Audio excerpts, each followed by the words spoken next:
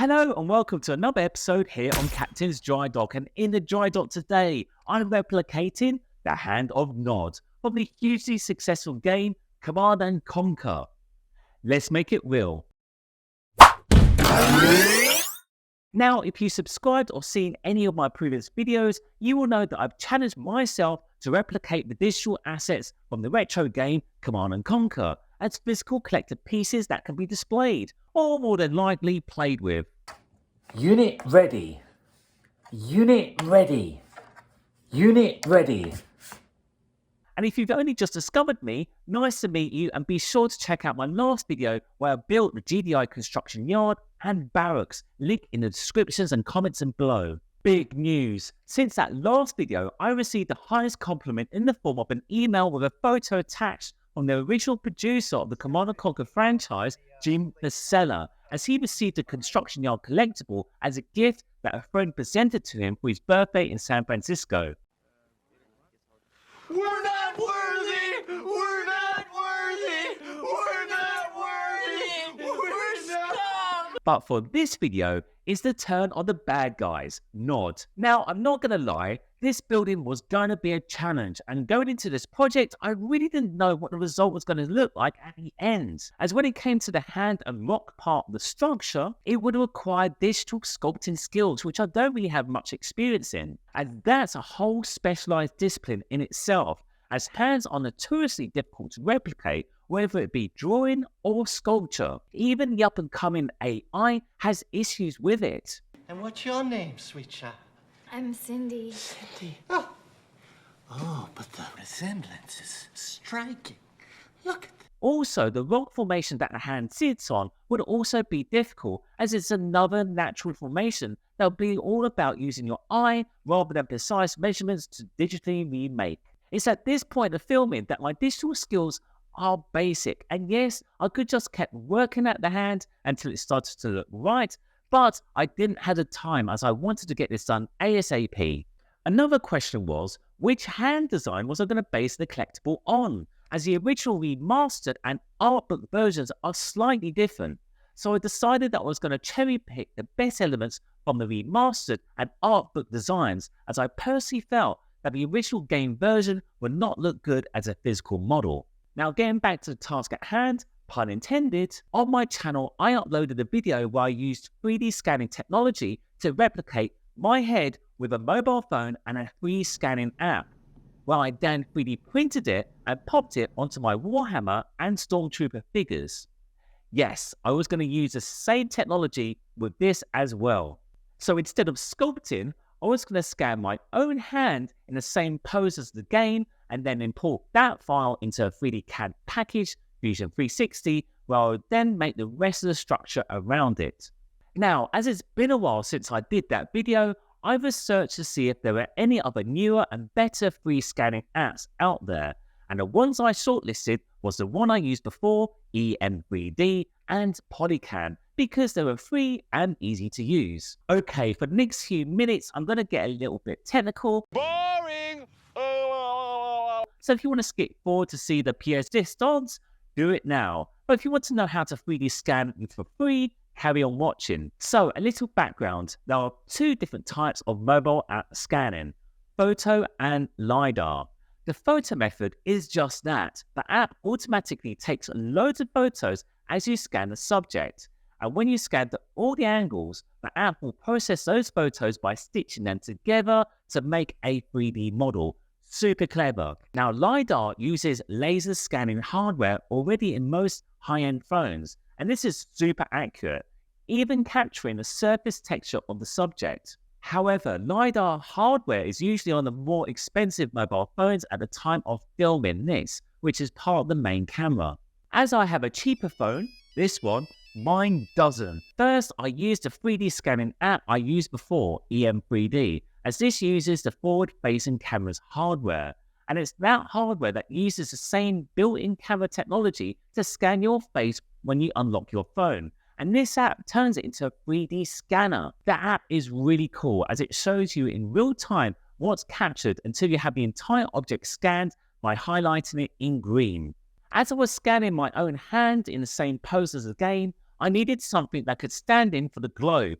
For this, I raided my daughter's Play-Doh drawer and made a ball that was roughly the right size for my hand to best replicate what we see in the game. However, when scanning, it was really difficult to keep my pose exactly in position and still having to scan with my other hand, as the app would cancel scanning if it got confused when the space between my hand and the camera changed distance or went partially out of shot. This would work a whole lot better if I just had someone else to model for me. So just like when I asked my girlfriend's hand in marriage a few years ago, this time I asked my now wife for her hand to be of Nod.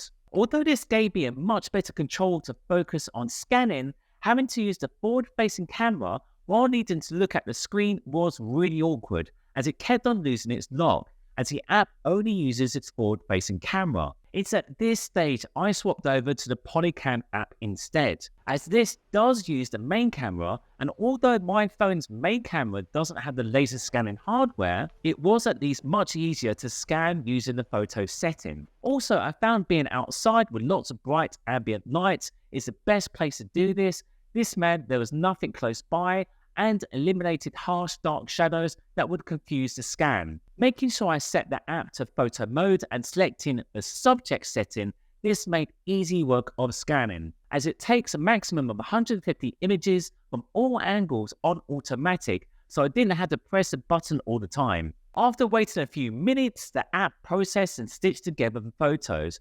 This came out so well, and although not perfect, it didn't need to be, as the final piece was going to be small. And as it's based on a structure carved out of a rock, it didn't need to capture every crease and detail of a real hand. Although I mentioned this was a free app, it's only free when exporting a scan as a GLTF file, as you either have to subscribe or make a one-off payment to export to another popular file type, which is really annoying when apps do that. As I miss those days of buying an app and being able to use it without any microtransactions or stupid subscription. And especially as I just wanted this as an STL file. But this being the internet, there are a few ways around it. So I exported and downloaded the free GLTF file from the app and just imported it in one of the many free file conversion websites out there. This was then converted to a usable STL file, downloaded and totally for free. Then all I had to do was import that file into Fusion 360, resize, and then get to work. Okay, although I was able to get away with not digitally sculpting my hand, I had to bite the bullet and sculpt the rock formation that the hand comes out from. So I had to refresh myself on sculpting in Fusion 360 by watching a load of YouTube videos. And if you're interested, I've added links to the ones that I recommend down below in the descriptions and comments. After some practice, it didn't take long to get the hang of it, and I chose to mimic the rock formation from the art book design rather than again screenshots, as there was a lot more detail and looked way cooler. And after all that, making the barracks was simple, as I only had to make one because the second one was identical and I just needed to duplicate that and reposition it to the other side. Now it was time to export the file to print. As this has a lot of detail and was going to be small, I chose to resin 3D print on my Elegoo Saturn, which is perfect for this task. After it came out, I had to wash off the uncured resin and clean off the supports, and then it was ready to paint. And to make it easier to paint, I printed it off in 3 parts, where each component can be painted separately and then stuck together later on, as this method avoids spending ages masking and will have a much cleaner finish. To speed up the drying process, I used a cardboard box and a hairdryer jammed into it. This turns it into a quick drying paint oven. To protect the paint and flatten it to remove that brand new painted sheen finish, I recently discovered this awesome ultra matte varnish. This stuff can be used directly in an airbrush straight from the bottle, and the bonus is that it's water based and dries really quickly. Now, I could have just left it there and say it's all finished, but the art book image had an exterior light shining up on the hand and globe, and this gave it a really cool, sinister, moody effect. Although this wasn't carried over to the game, I knew that I wanted it in my collectible. To achieve this effect, I could have used an advanced paint technique to mimic light hitting the surface, as this has been perfected by professional Warhammer miniature painters, and the effect is incredible. But I felt it would look so much better with an actual light. For this, I just needed a 3mm white LED, a resistor, micro switch, battery housing, and a battery. To make life easier and avoid fiddling around with lots of components in a small space, I have found a battery case that also incorporated a micro switch. This made the circuit really easy to make and reduce issues with space. As this was a beautiful collectible piece, I also wanted to give it its own presentation box to protect it.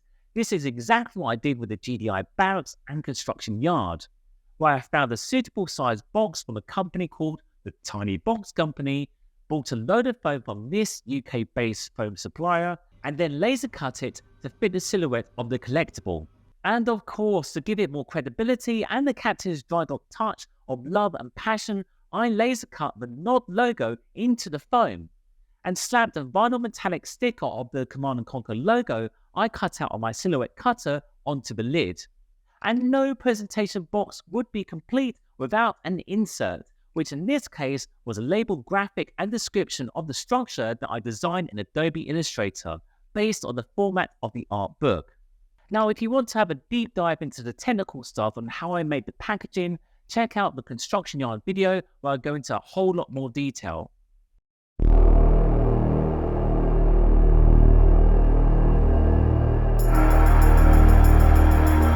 New construction options.